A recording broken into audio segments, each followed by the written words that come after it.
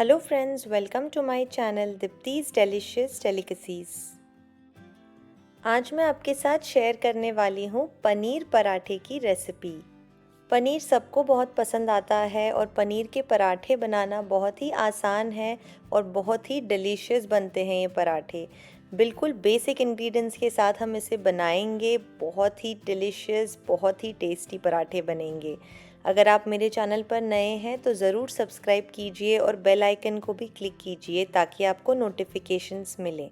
तो चलिए शुरू करते हैं पराठे बनाना। सबसे पहले हम पराठे का डो बनाएंगे। तो एक बोल में हम डालेंगे गेहूं का आटा,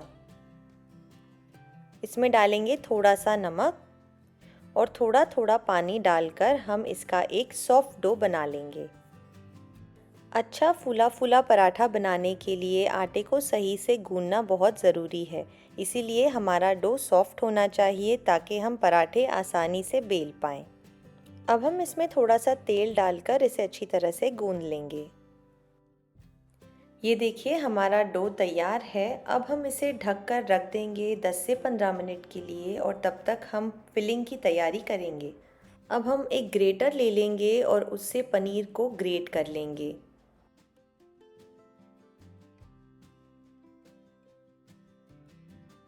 ये देखिए हमने पनीर को अच्छी तरह से ग्रेट कर लिया है।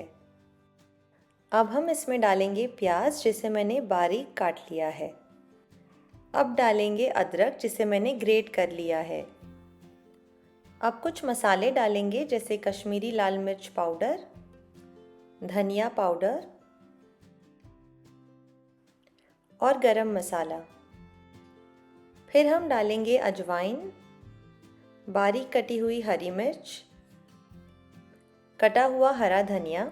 हरे धनिए का फ्लेवर इस पराठे में बहुत अच्छा लगता है, और स्वाद अनुसार नमक।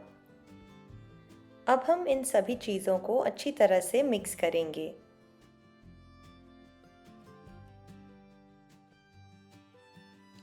ये देखिए हमने अच्छी तरह से सभी मसाले मिक्स कर लिए हैं और हमारी पनीर की फिलिंग बिल्कुल तैयार है। तो चलिए अब हम बनाते हैं पराठे।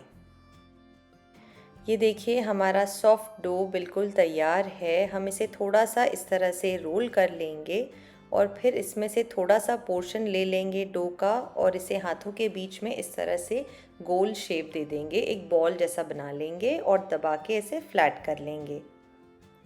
अब हम इसे इस तरह से आटे में डिप कर लेंगे दोनों तरफ से। अब हम अंगूठे और उंगलियों की मदद से इस तरह से डो को फैलाते जाएंगे ताकि हम इसमें फिलिंग भर सकें।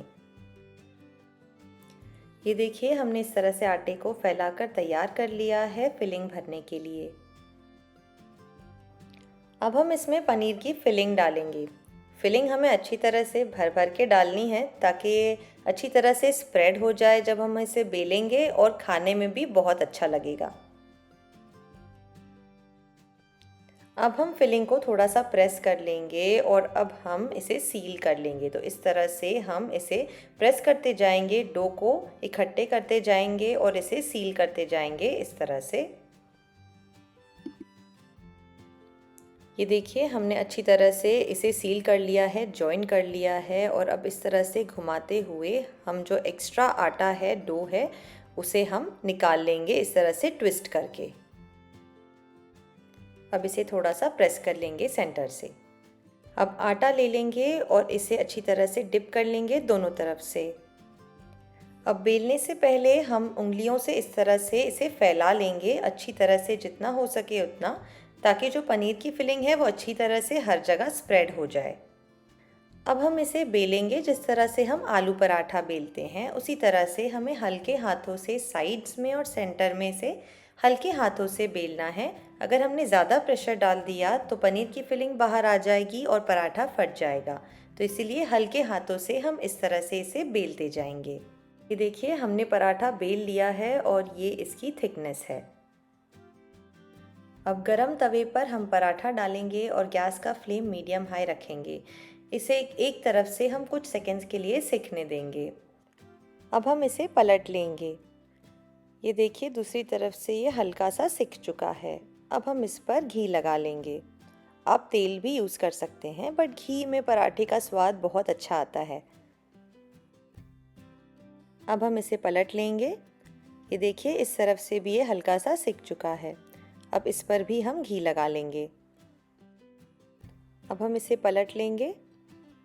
ये देखिए अच्छी तरह से हमने इसे सेक लिया है एक तरफ से, और ये देखिए पराठा जो है ये फूल भी रहा है। ये देखिए कितना फूला फूला बना है ये पराठा। अब कुछ सेकंड्स के लिए दूसरी तरफ से भी सेकेंगे। अब हम इसे पलट लेंगे। ये देखिए इस तरफ से भी अच्छी तरह से हमने इसे सेक लिया है। ऊपर से हल्की सी पतली सी क्रिस्पी लेयर है।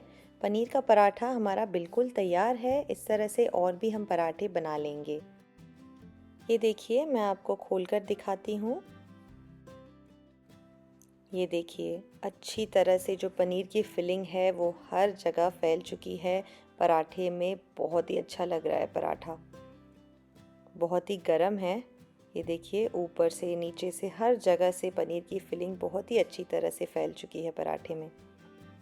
आप इस रेसिपी को ज़रूर ट्राई कीजिए और मुझे बताइए आपको ये रेसिपी कैसी लगी नीचे कमेंट सेक्शन में। Thanks for watching.